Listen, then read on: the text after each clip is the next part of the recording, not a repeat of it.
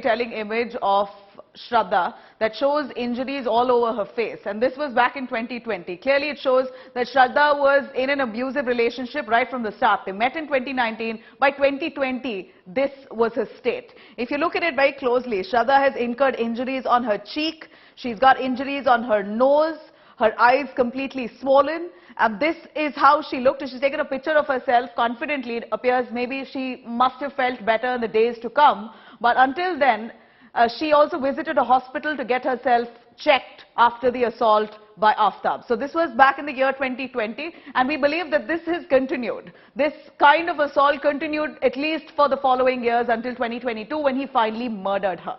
If you really closely look at the injury on the nose and the cheek and the swollen eyes, very clearly shows, and even there on the neck area, the shoulder and the neck area, we see bruises there.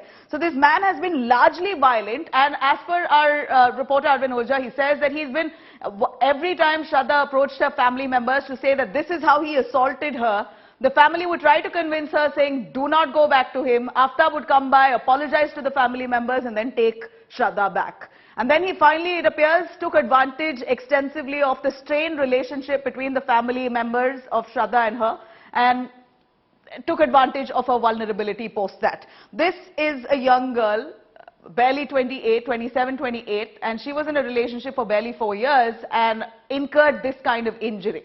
Year after year, this was the kind of assault she had to bear, and unfortunately, it was love, God knows what, that pulled her back every time. Aftab was managed to convince her so beautifully that she really was willing to stay with him despite this kind of assault that she had to face.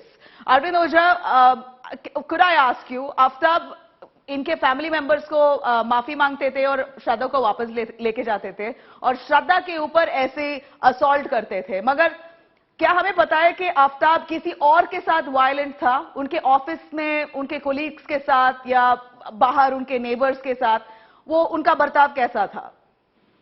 देखिए, ये अभी police investigation का हिस्सा है, क्योंकि इसके पहले आफ्ताब के बारे में की कोई जांच हुई नहीं थी।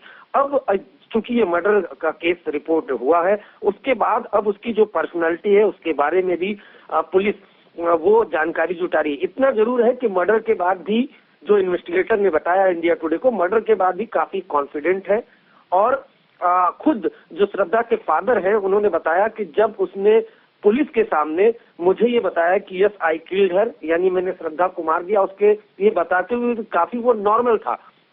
जिस डॉक्टर ने उसका इलाज किया था आफ्ताब का, जब बॉडी चॉप करते वक्त बहुत मुमकिन है उसके हाथ में इंजरी आई थी, उसने भी कहा कि वो काफी कॉन्फिडेंट था। उसने आकर बताया कि मैं मुंबई से दिल्ली आया हूँ। तो इस तरह का उसका बिहेवियर है।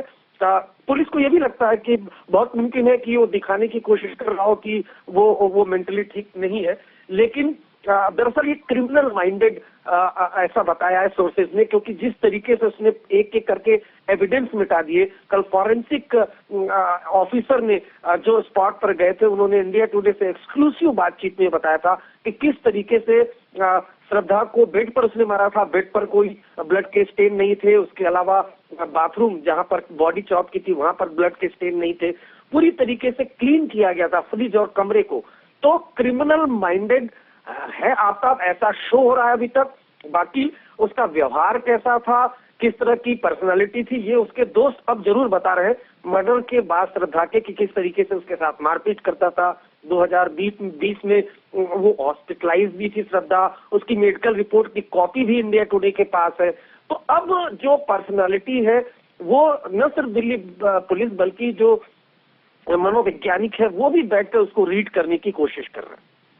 यहाँ पर जो हमें दिखाई दे रहा है, श्रद्धा के नाक पे जो इंजरी है, जो गाल पे इंजरी है, उनके नेक और शोल्डर पे इंजरी है, इसका भी एक यहाँ पर भी वो उसने आफ्ताब ने उसको स्ट्रैंगल किया है, ऐसा दिखाई दे रहा है। इस असॉल्ट के बारे में कुछ पता है हमें कि ये श्रद्धा ने असॉल्ट के बाद ये फोटो क्यों लिया और इसने क्या ये सोशल मीडिया पे डाला या किसी दोस्त के साथ शेयर किया है? नहीं, ये किसी अपने दोस्त के साथ इसने शेयर किया था, सोशल मीडिया पर नहीं डाला था। और जैसा कि पहले भी आया है कि 2019 में ये रिलेशनशिप में थे और जहां मुंबई में रहते थे वहां पर भी इंडिया टुडे की टीम पहुंची थी और जो उनके पड़ोसी थे उन्होंने बताया कि लगातार इनके बीच मारपीट होती थी। उसके अलावा जो फादर थे उन्होंने भी जो दिल्ली पुलिस को बताया था कि कई बार इनके आफ्ताब ने उसके साथ मारपीट की थी। बहुत मुमकिन है कि श्रद्धा ने अपने एक दोस्त को पिक्चर भेजी। अगर आप इसमें भी देखें तो इसमें भी जो श्रद्धा एक स्ट्रांग लड़की की तरह आ रही है, चोट लगी हुई है लेकिन कहीं ना कहीं फेस पे स्माइल भी है।